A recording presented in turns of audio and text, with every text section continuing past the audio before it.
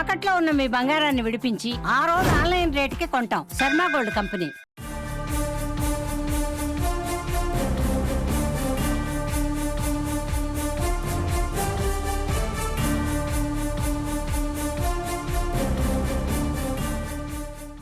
YCP నేత వల్లభనేని వంశీ అరెస్టుపై మంత్రి నారా లోకేష్ తొలిసారిగా స్పందించారు. వైసీపీ అధికారంలో ఉన్నప్పుడు ఆ పార్టీ నేతలు రెచ్చిపోయారని లోకేష్ మండిపడ్డారు.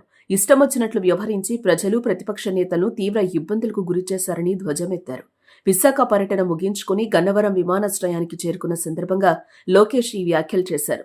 ఇక 2019-2024 మధ్య ఆంధ్రప్రదేశ్లో ఎలాంటి పాలన జరిగిందో రాష్ట్ర ప్రజలందరికీ తెలుసునన్నారు. ప్రజా సమస్యలు తెలుసుకునేందుకు ప్రతిపక్ష నేతలు, ప్రజానాయకులు వెళితే వారిని ఇబ్బందులకు గురిచేసి వేధించారని ఆగ్రహించారు. అప్పటి ప్రతిపక్ష నేతైన చంద్రబాబు నాయుడిని సైతం బయటకు రానివ్వకుండా ఇంటి గేట్లను తాళ్లతో కట్టారని ఆరోపించారు.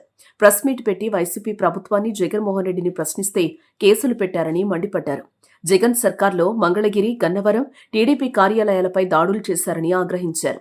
ఓ ఎస్సీ వ్యక్తిని కిడ్నాప్ చేసి కేసు విత్డ్రా చేయించిన వ్యక్తి మాజీ ఎమ్మెల్యే వంశీ అని లోకేష్ మండిపడ్డారు. కిడ్నాప్ కేసు వల్లభనేని వంశీని జైలుకు పంపిందని చెప్పుకొచ్చారు.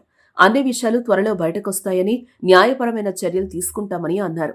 ప్రజలు, టీడీపీ కార్యకర్తలను వైసీపీ నేతలు, అధికారులు ఇబ్బంది పెట్టారని, వాళ్లపైన న్యాయపరమైన చర్యలు ఉంటాయని అన్నారు.